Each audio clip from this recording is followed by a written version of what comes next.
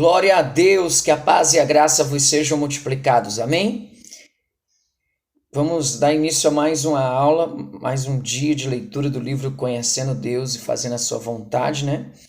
E hoje é o dia 3, Obediência tem seu preço, parte 1. Deixa eu orar. Paizinho querido, Deus amado, nos capacita para compreender o Senhor, conhecer ao Senhor. E sim, que o Teu Espírito nos empodere para que nós venhamos fazer a Tua vontade. Em nome de Jesus. Abençoa nossa mente, nosso inconsciente, nosso coração, para sermos obedientes a Ti, para a Tua glória, em nome de Jesus. Amém. Amém? Vamos lá para a leitura. Você não pode ficar onde está e acompanhar Deus ao mesmo tempo. Você não pode continuar fazendo as coisas a seu jeito e realizar os propósitos de Deus do jeito dele. Seus pensamentos nem chegam perto dos pensamentos de Deus. Para você fazer a vontade de Deus, tem de ajustar sua vida a Ele, aos seus propósitos e aos seus modos de agir. Primeira tarefa já. Vamos lá. Nesta unidade de estudo, veremos 3 declarações sobre o ajuste e a obediência. Logo abaixo de cada uma dessas declarações que aparecem em seguida, escreva a mesma declaração com suas próprias palavras, dentro de sua perspectiva. Use os pronomes eu, meu, mim e mi, em vez de você e seu. Então tá aí. 1. Você não pode ficar onde está e acompanhar Deus ao mesmo tempo. A resposta ficaria para mim mais ou menos assim. Eu não posso ficar onde estou e acompanhar Deus ao mesmo tempo. Aí a segunda você faz, tá bom? A obediência tem um preço para você e as pessoas que estão ao seu redor. Já escreve aí no teu caderno como que seria. 3. A obediência requer total dependência de Deus, a fim de que Ele possa trabalhar por seu intermédio. Como é que ficaria aí? Vamos continuar a leitura. Veja a segunda declaração. A obediência tem um preço para você e para as pessoas que estão ao seu redor. Você não pode conhecer e fazer a vontade de Deus sem pagar o preço do ajuste e da obediência. A disposição de pagar o preço de obedecer à vontade de Deus é dos grandes ajustes a ser feito. É exatamente por causa desse preço que muitos dos discípulos de Jesus voltaram para trás e já não andavam mais com ele. João 6, versículo 66. É aí que muitas igrejas também falharão e não chegarão a contemplar a realização dos propósitos de Deus por intermédio delas, simplesmente porque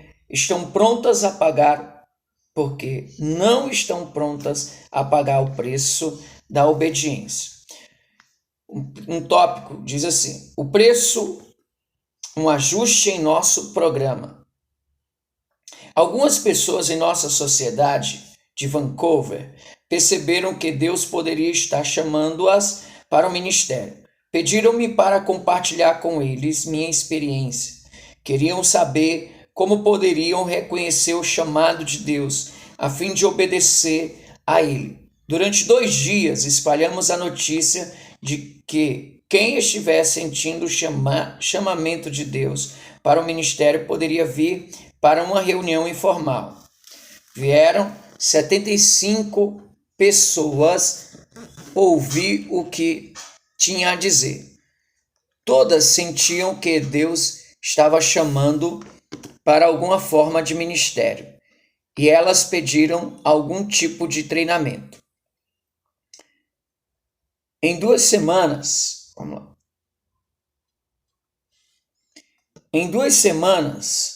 o número subiu para 120. Começamos a identificar as necessidades e a fazer uma lista de possibilidades de treinamento, etc. Em um pequeno grupo de igrejas, um programa de treinamento para 120 pessoas que sentiam o chamamento de Deus era uma tarefa gigantesca. quando começamos a considerar as providências para o treinamento dessas pessoas, alguém perguntou: mas, Harry, como vai ser a questão dos programas que já planejamos para o ano seguinte? Essa pessoa sabia que provavelmente não poderíamos desenvolver nossos programas do segundo semestre e também treinar essas 120 pessoas. À luz do que vimos estudando, como você responderia a essa pergunta? O que você diria a essas 120 pessoas? Vamos continuar a leitura. Eu poderia ter respondido a este grupo de 120 pessoas de diversas maneiras.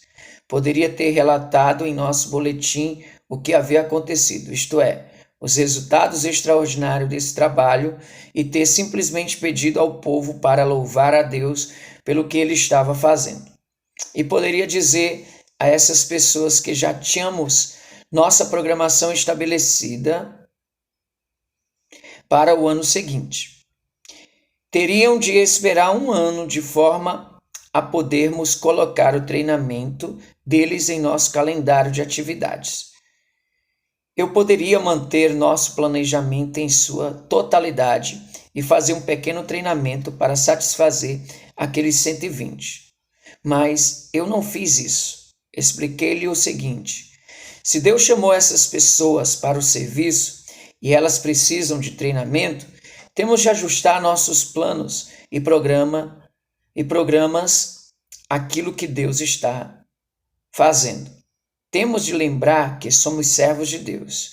E foi o que fizemos. Ajustamos nossos planos a fim de podermos nos ajustar a Deus naquilo que Ele estava fazendo. Nós dizemos que Deus é o Senhor e que Ele pode nos interromper no que quiser. No entanto, esperamos que Ele não faça isso.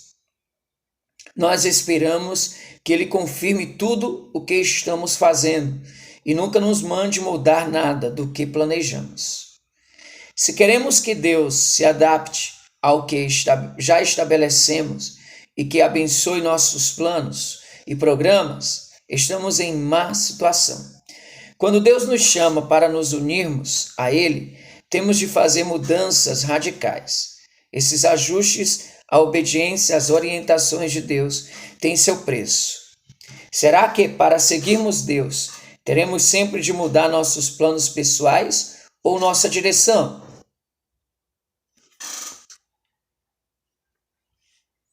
Leia Atos 9, verso 1 ao 25, e descreva o ajuste que Saulo teve de fazer.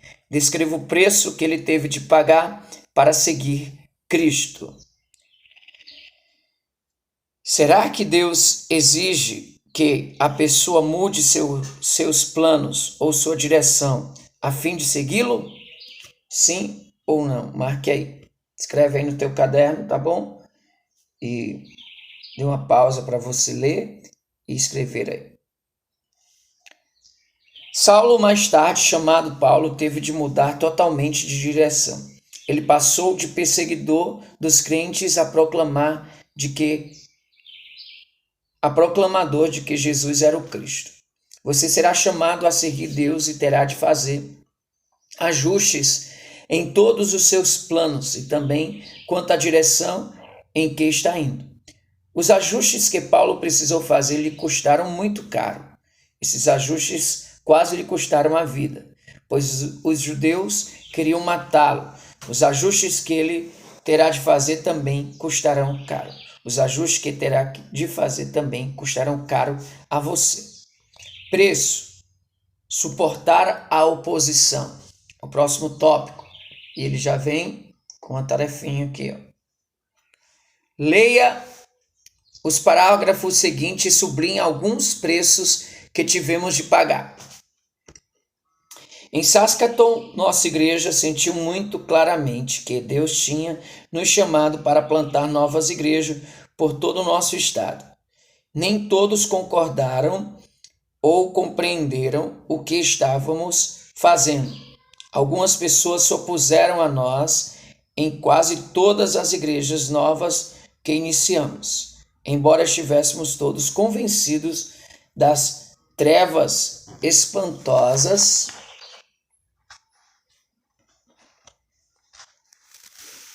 que reinavam sobre o Canadá. Algumas pessoas não estavam vendo isso em Regina, a capital de nosso estado.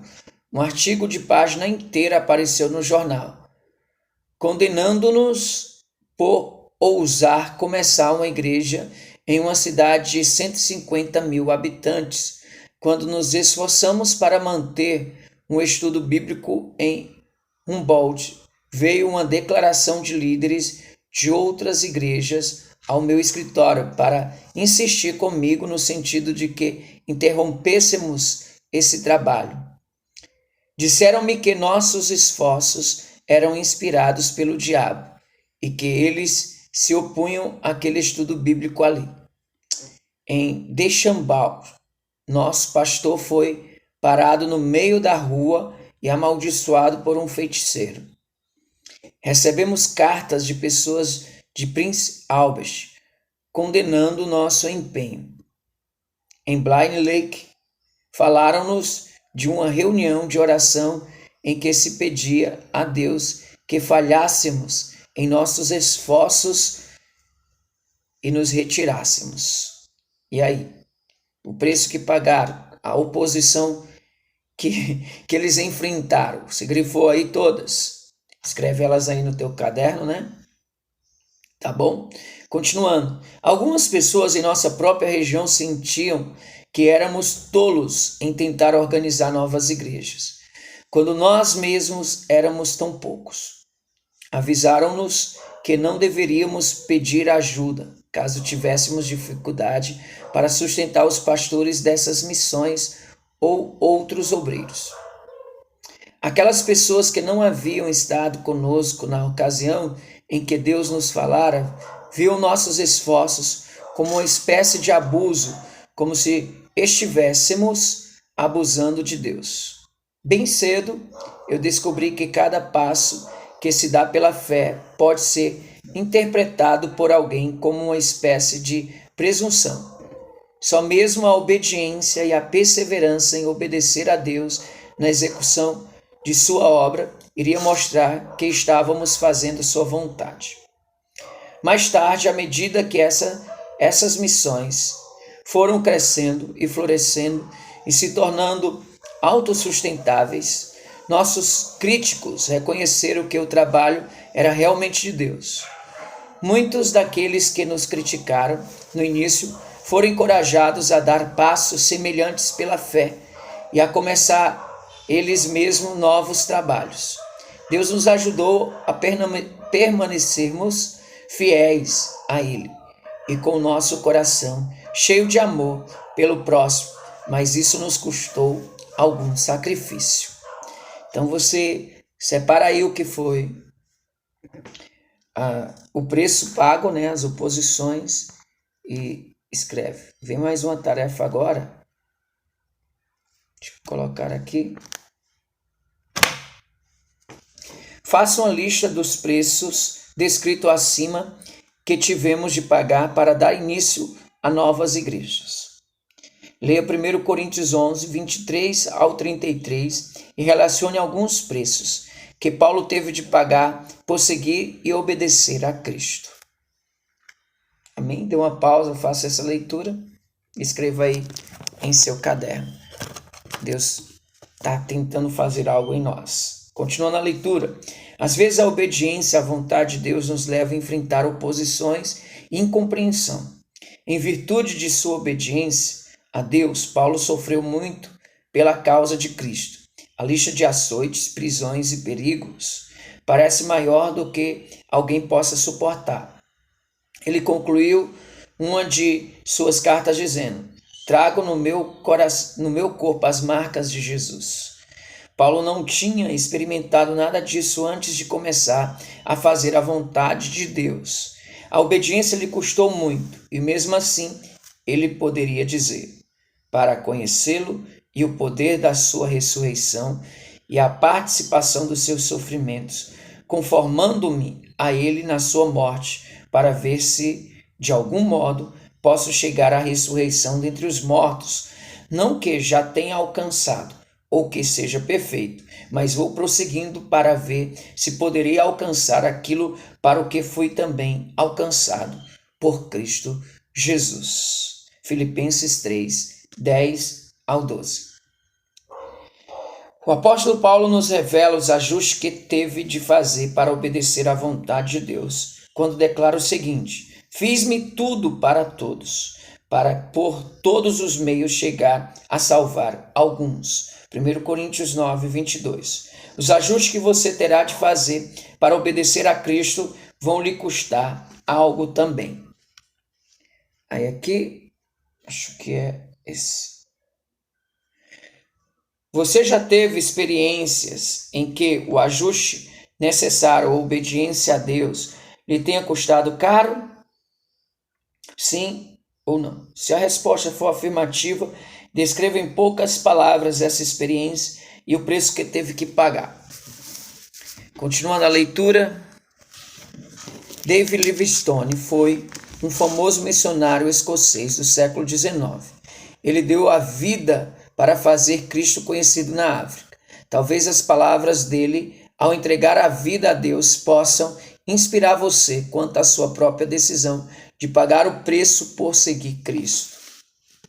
Olha, as palavras dele, tá até no quadro aqui, peraí. Pronto.